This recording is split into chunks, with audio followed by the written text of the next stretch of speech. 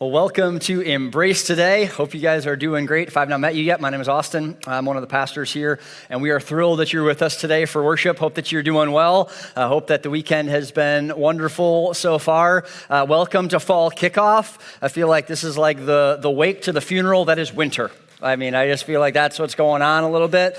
But we got some good food, some fun stuff to be able to kick off the fall, and just hope that you are doing great. If it's your very first time with us, I want to say a special good morning to you. If it's your first time in a long time, we're so grateful that you're with us. And if you're with us all the time, we're grateful that you're here as well. It's a great opportunity when we get to come together and just worship God in this place. And so we are grateful to be together on this beautiful Sunday, to be able to worship together in this place, whether you are in the room or you are online. Fall kickoff really is an opportunity for us to jump back into rhythm, to jump back into the rhythm of getting back to the schedule, to the things that we are used to, the things that we want to be a part of. Oftentimes, if you've got kids, they go back to school. It's kind of getting back into a rhythm of our lives. And so we are pumped that you are here. It's pumpkin spice latte season. Anybody in favor of that? Anybody like that? It's going to be great. Everything tastes like pumpkin for the next couple of months until we hit peppermint season.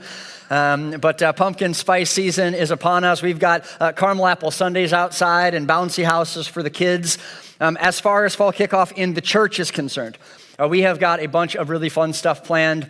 This coming Wednesday, we are going to be kicking off Embrace Youth with the Bash. And so it's called the Bash. And so if you know or have anybody 6th grade through 12th grade, we would love to have them come and be a part of the Bash this coming Wednesday. It starts at 6:30. It's going to be great. If you're looking for a card, there are cards out on the floating table out in the entryway. You can grab one of those and give those to your favorite teenager that they could be a part of that. We're going to have a ton of fun stuff planned for that night. It's going to be great.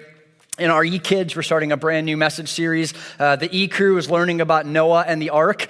Today, they're going to be out in the big grassy area, pacing off the size of the Ark. I feel like some minds are going to be blown today at the size of Noah's Ark and how big it was. But we are kicking off all of those things. We've got worship night coming up on the 22nd, pizza night on the 20th. It's going to be a full month. Honestly, mark your calendars. Just be here for it all. Sound good? Good? Be here for it all? Okay? Yeah, okay. I heard it all here. I'm taking your verbal response as confirmation that you're all going to be here. So I heard it and God heard it. It's going to be great. So we'll see you a lot this month. It's going to be wonderful. But today we are going to be starting a brand new message series to kick off the fall called Canary in a Coal Mine. And we're going to be looking at what does it look like? What are some of the things that are canaries in coal mines that are our lives? You see, back in 1891, unfortunately, this was not a new thing that was happening, but in 1891, in a small mining town called Hickory, Pennsylvania, there was a buildup of methane gas and a buildup of carbon monoxide gas, which led to an explosion, which led to a fire, which led to a collapse of a mine in this small mining town that cost the lives of 102 men and boys that were miners in that place. 102 lives that were lost. I wish I could tell you that this was the only accident that happened in 1891. But in 1891, there were more than 300 cave-ins and explosions due to methane gas and carbon monoxide and the lack of alerts that could tell the miners that something was off. They actually don't know how many miners were lost or killed in 1891 because many of them were just lost and buried in the rubble. And due to a lack of tracking all of the workers, they don't really know. What they do know is it's more than 1,000 men and boys lost their lives just in 1891 to mining accidents. This led to obviously some reform. This led to some regulation that needed to take place in the mining industry. It also led to really extensive research, mainly done by a Scottish scientist by the name of John Scott Haldon. This is him. He has the best mustache that has ever lived in the history of mustaches. I'm pretty sure this is where they got the Lorax from. I am John Haldon. I speak for the trees. I think that's how it started. But he began to study the effects of carbon monoxide on the human body. He was integral in learning how the body processes oxygen and deals with carbon monoxide. Throughout his research, he described and discovered that there are indicators that can be used, that birds, especially small birds like canaries, that they're far more sensitive to carbon monoxide due to their high respiration rate, and also to the fact that they have a high metabolism. What this means is that when carbon monoxide is present, that canaries will hear it and feel it and experience it long before it will harm human beings. And so they began to take canaries in cages down into coal mines because canaries are constantly singing. They're always singing. They're a very happy bird. They're small. And they would use canaries as the indicator that carbon monoxide and methane gas was present and the miners needed to get out. You see, when the canaries would stop singing, it was time for the miners to get out. Sometimes they would show distress. Sometimes they would die. And in this moment, the miners knew that this was an indicator that something invisible and deadly was present. You see, carbon monoxide, it is odorless, it is invisible, and it is deadly. And so in this moment, there was no way for the miners to know until the canaries started showing signs that something was off.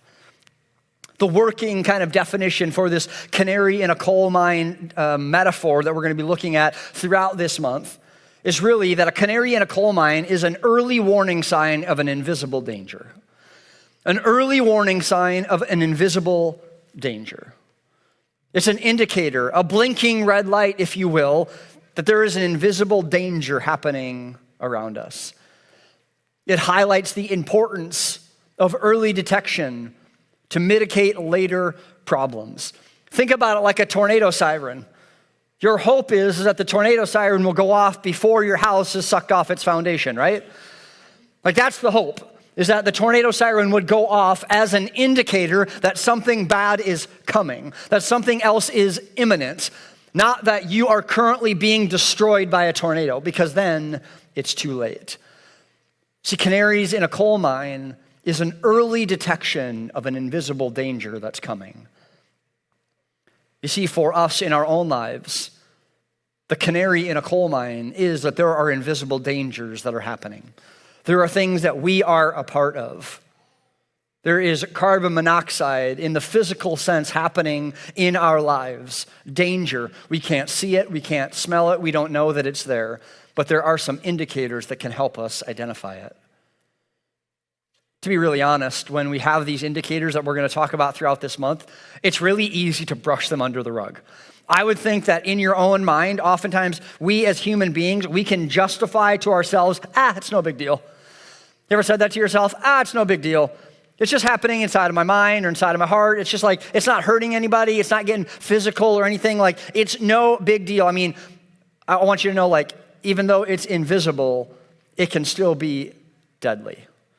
It can still be incredibly dangerous. The danger is real. And if we don't notice it, oftentimes it can be too late when we try to correct it. So throughout this series, we're going to be looking at a few canaries in the coal mine that is our life. A few things that can be indicators for us of an invisible danger that's happening around us. And so I thought today we would kick it off with a nice light and fluffy topic. We're going to talk about the canary of anger. Get excited? Some people are like, I'm angry right now just by the fact that we're going to talk about anger. So it's great. We're all in good company. It's going to be wonderful. But when anger shows up in our lives, it's an indicator that something is off. Something is off inside of our lives. When we find ourselves quick to anger, it is an indicator that something is not right. And I want to give the disclaimer that anger in and of itself is not inherently bad. It's not like when you feel anger, immediately it is a sin. Jesus himself, the perfect one and only Son of God, experienced anger in his life. And if he was perfect and felt anger, then anger isn't the problem. It can lead to something more. In Ephesians chapter 4, it says it this way: in your anger, do not sin. In your anger, do not sin. This means that those things are separated, that you can be angry and not be sinning. However, what I would say to you is that anger is an indicator that you are moving towards sin, that you are moving really easily into a place that you could easily fall into the rut or the ditch that would be sin. It's possible to be angry and not sin. Jesus did it. He was perfect, but let's just be honest, we aren't Jesus. If that's tough for you to hear today, I'm sorry. I'm sorry to break that bubble for you. Maybe your mom told you that for a long time, but we're going to be fine. It's an alert. None of us are perfect. And anger, it just seems to cycle and process into something more. Anger should give us a pause. It should give us a step back, an opportunity to reflect on what might be happening. A handful of months ago, I was speaking with my therapist, Peter, and I was just frustrated. I seemed like my fuse was really, really short all the time, and it didn't matter. It was just like one thing would just set me off, and it would ruin my entire day. And so he said, like, well, what does that look like? And so I began to rattle off things over and over again. It's like, well, somebody cuts me off in traffic, and I just want to strangle my steering wheel. And it just like makes my blood boil. And then I go home and I walk into my kitchen and there's 37 half-eaten bowls of cereal in there. And I just want to go absolutely crazy. It's just like the milk costs money and the cereal costs money. And even if you wanted to waste my money, don't waste my time and make me put your cereal bowl in the sink and in the dishwasher. And then I walk out of the kitchen and I go into the living room and every light in the entire house is on. It's like the lights cost money, people, and I don't have as much as I want. And so what's going on? And I found myself in this moment. He asked me a pretty simple question, and I should probably stop talking, but I couldn't. Have you ever been in that spot? Where it's like somebody asks you a simple question, and then you're just like throwing up all of these things, and he's like, just frantically writing notes, and you're like, well, maybe I should stop talking, because he's probably got enough to talk about already.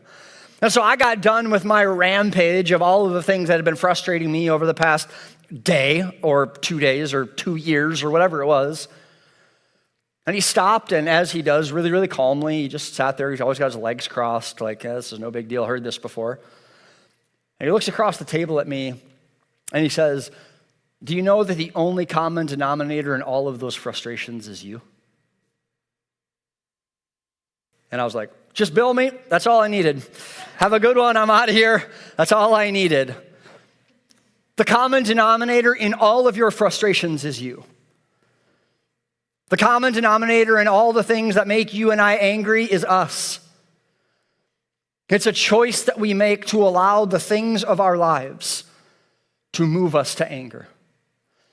If you are sitting here today and you are saying, that's not true, somebody made me angry, I want you to know that you are off.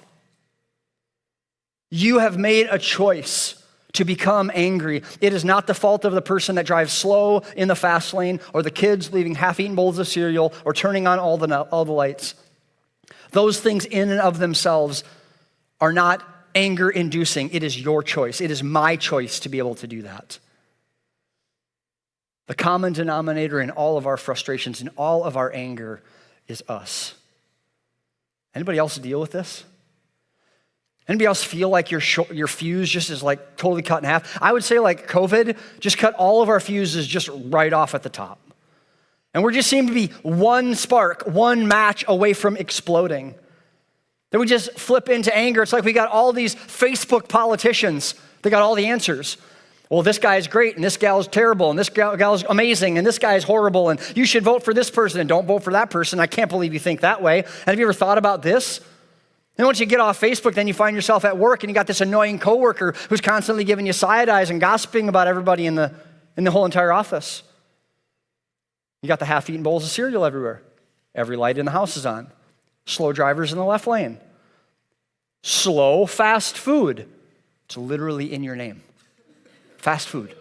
How is it possible to get slow fast food? I don't understand how this works. Bad customer service. So let me just ask you mad, bro? Anybody else feeling themselves like, oh, I hate that. Oh, yep, hate that. Yep, that makes me crazy. That boils my blood. Anybody? Just me? Awesome. To get honest, all joking aside, in our real lives, in the real world, so many of us are spending hundreds and hundreds and hundreds of hours of our short lives absolutely beside ourselves with anger. Completely frustrated over the tiniest, smallest little thing. Some of us are waking up in the morning just looking for things to bother us. Just waiting for the moment that we will be frustrated.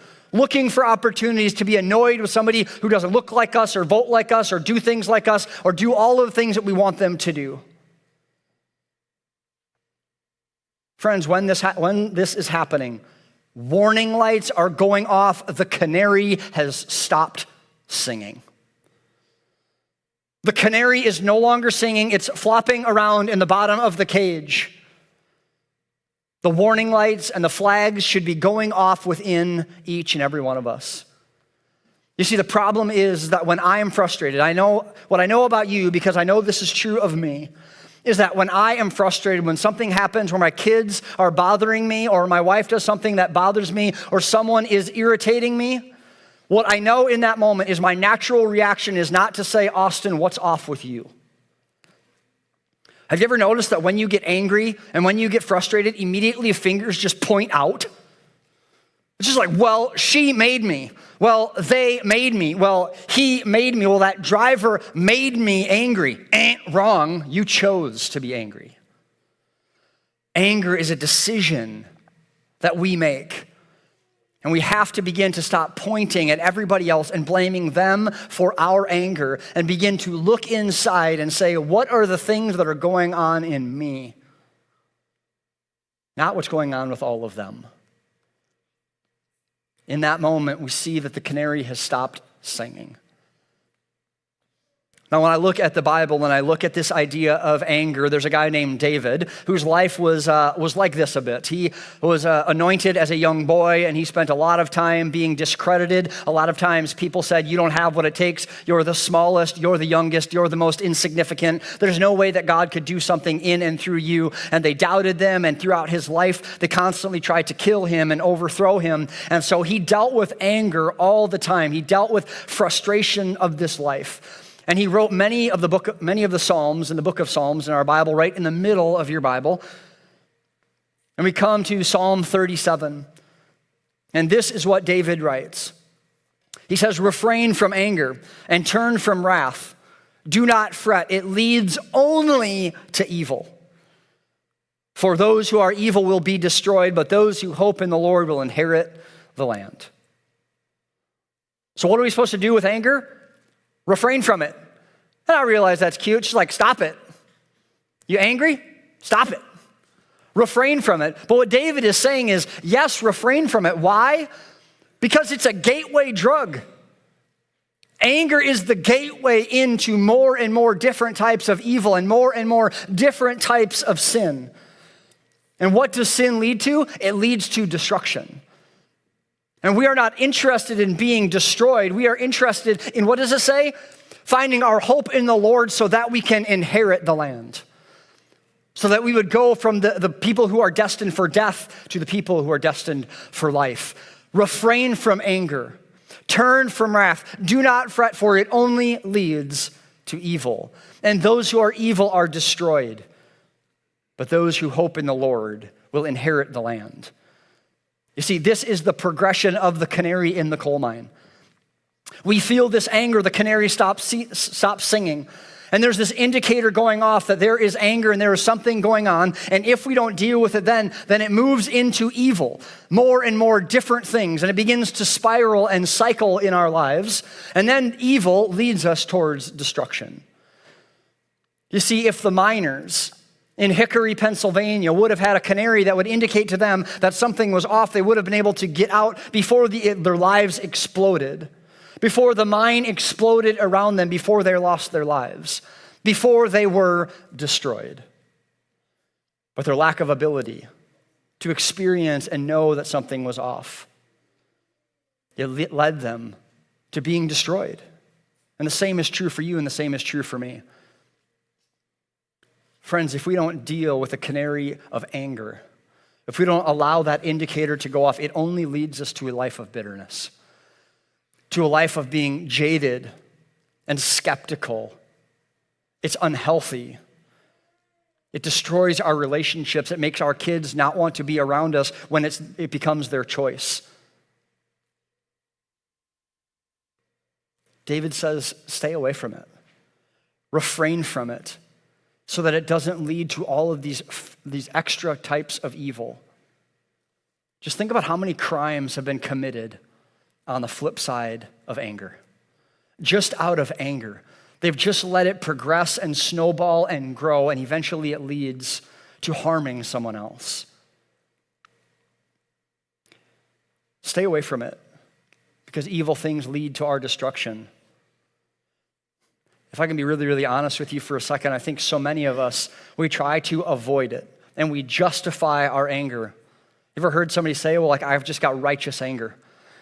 Let me just let you know, Scripture is abundantly clear that it is not your and my job to have righteous anger, that is the anger of the Lord.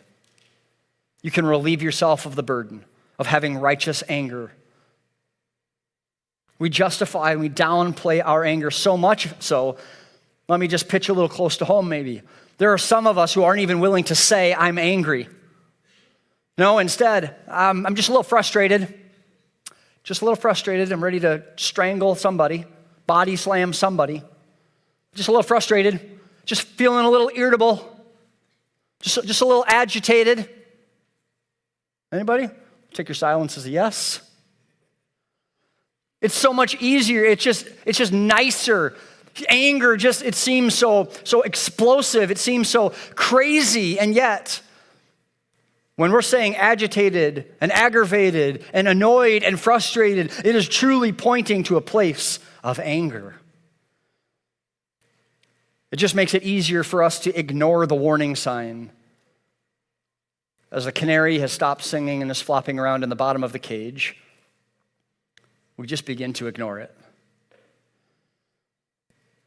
We like to write it off to something else. A couple of years ago, we were at home and the carbon monoxide detector started going off in our basement. Do you know what I said to myself? Very first thought. Guys, you're gonna agree with me here. I feel it. I bet the battery's going bad. First thought. You know those indicators, the alarms we put in the house to go off when the deadly, invisible, odorless gas is present? Those are going off right now in the basement. I bet it's a bad battery. Literally, that's my first thought.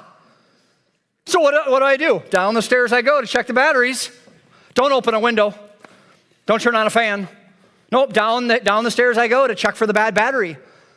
Like, this is funny and this is crazy. I actually did this. It wasn't a bad battery, in case you were wondering. If I wouldn't have gone down there and checked on it, just my entire family would have lost their lives. And this is kind of funny and cute, but friends, this is what we do with our anger. It's just like we're flying off the handle and our fuse is a millimeter thick and we're just explosion after explosion after explosion and we're just like, it's just maybe a bad battery. Oh, maybe it's just a bad day, just a bad moment. I just ended up having a bad moment. And we justify and we downplay the alarms that were designed to go off in our lives to say something is off within you. When we are angry, it's an indicator that something is off inside of us. It's not a bad battery. It's more than a bad moment. It's not just about what happened to you. It's a warning sign that's worthy of our attention. It's worthy of our attention. It's worthy of us doing some digging. The alert is popping up more often than I would bet that you would like to admit. We are angrier than we would like to admit. And so what's the answer to our anger? What's the solution to our anger? Because it is destroying us from the inside out. It is destroying our marriages and our relationships with our children and our coworkers and our neighborhoods and with God, honestly, because it turns us into a bitter and jaded follower of Jesus as well. And so what do we do about it? We look to the book of James, which is written by James, the half-brother of Jesus, and this is what it says in verse 19. My dear brothers and sisters, take note of this. Everyone should be quick to listen and slow to speak, and slow to become angry.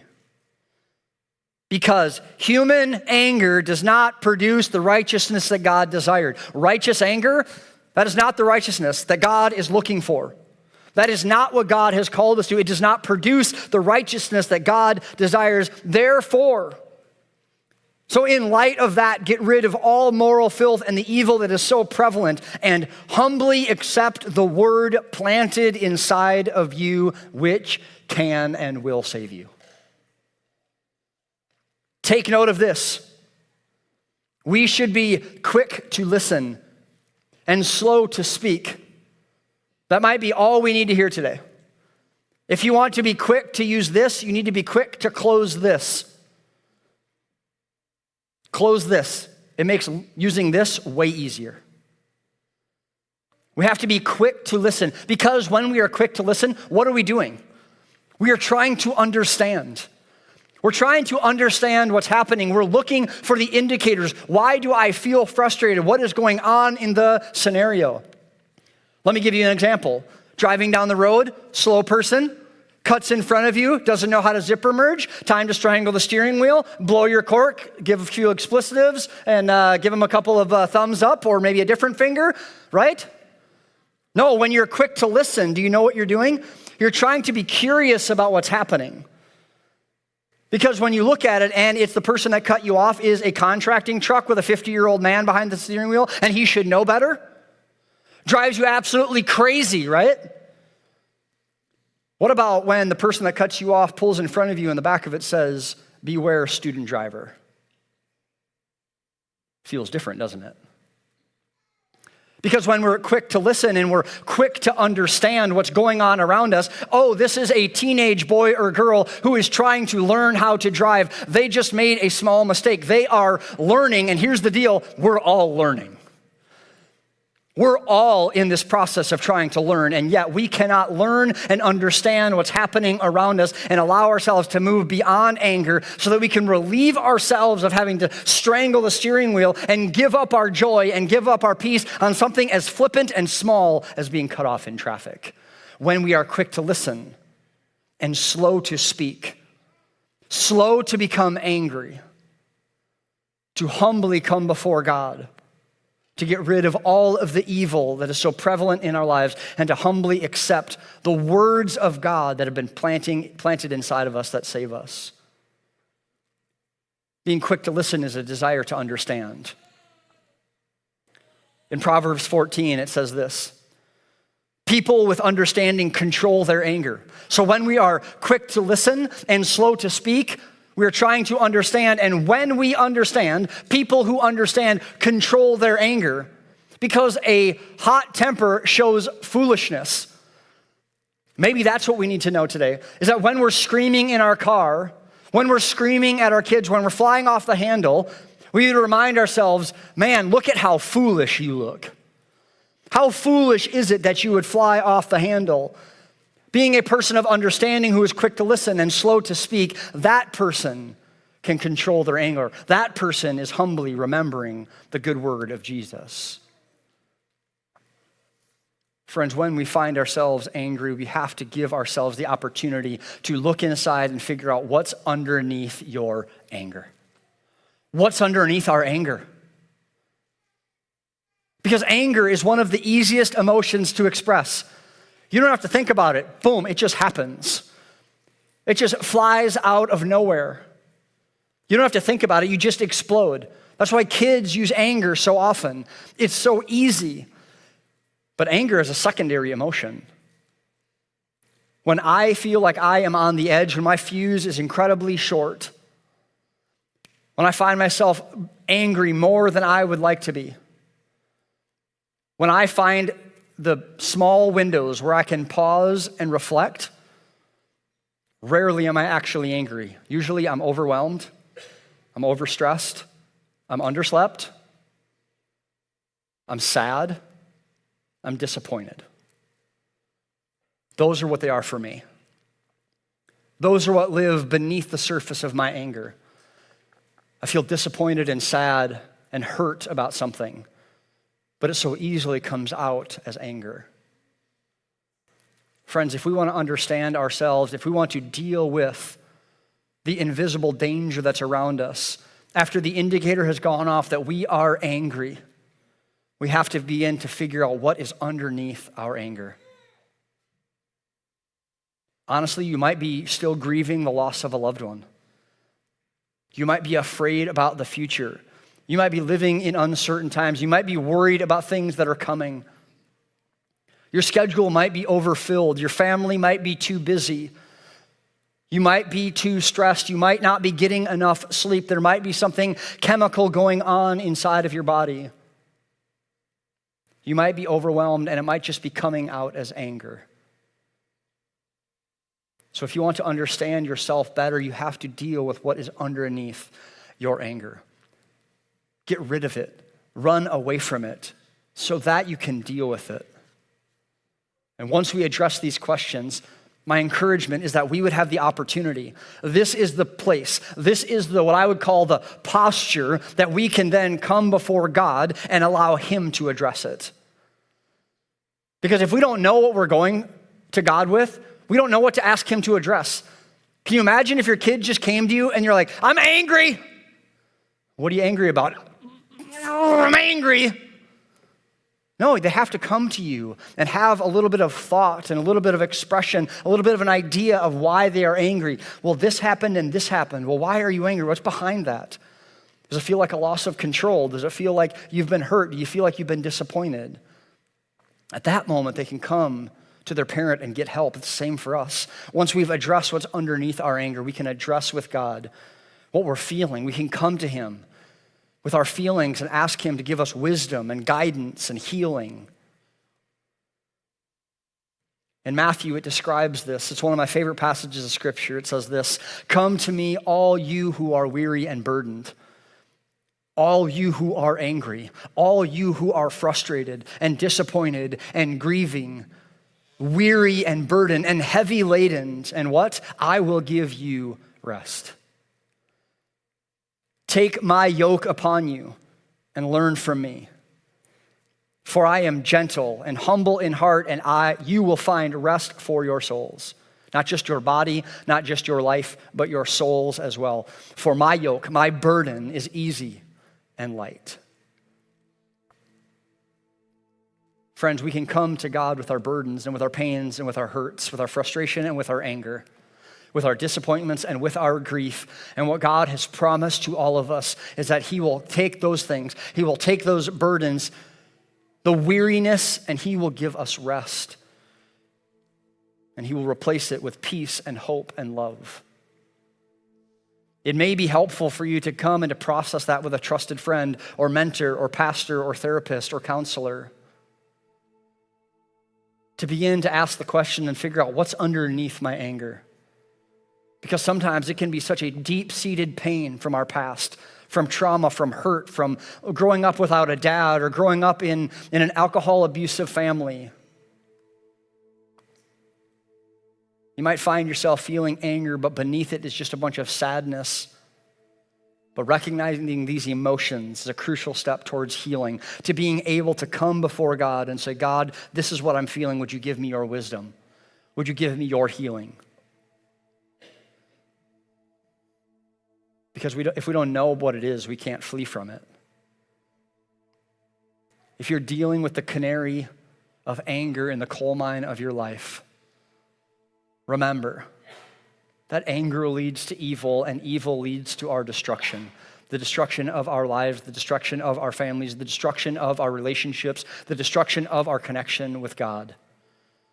And so in light of that, to run from it, to flee from that, we need to be quick to listen and slow to speak and slow to become angry, so that we can humbly go before God, knowing the truth and the word that He has planted inside of us that ultimately saves us. And then ultimately, we need to figure out what's underneath our anger. Because when we find the source of our anger, we have the opportunity to come before God and receive His healing, to receive His redemption, to receive His restoration of our lives, the broken places in our hearts, in our past, around us. And in exchange for your frustration and anger and brokenness, God has promised to give you peace and hope and a life of abundance. Freedom from the chains and the bondage of anger and of brokenness and of pain. But what I want you to hear very, very clearly today is that Jesus is not the hall monitor of your life. He's not just walking around with a tally sheet of all the, mistake. Flew off the handle. Frustrated with their kids. Said an offhanded word to their spouse. Yelled at that person in traffic. Jesus is not the hall monitor of your life. He desires for you to have the good life, the abundant life that he has promised you. And so he sits with arms wide open, saying, come to me with your burdens when you are heavy laden, and I will give you rest. I will give you love. I will replace your frustration and hurt and pain with peace and hope and love. He's not the hall monitor of your life. He's a loving father who welcomes you back home, who wants you to come to him with all of your weight and all of your pain and all of your brokenness. And when you come to him, what he says back to you, he doesn't say shame on you. He doesn't say, how could you? He looks at you with his arms wide open and he says, I love you. And I'm so sorry you've been carrying this weight for so long. Give it to me, and in exchange, I will give you rest. And I will give you peace.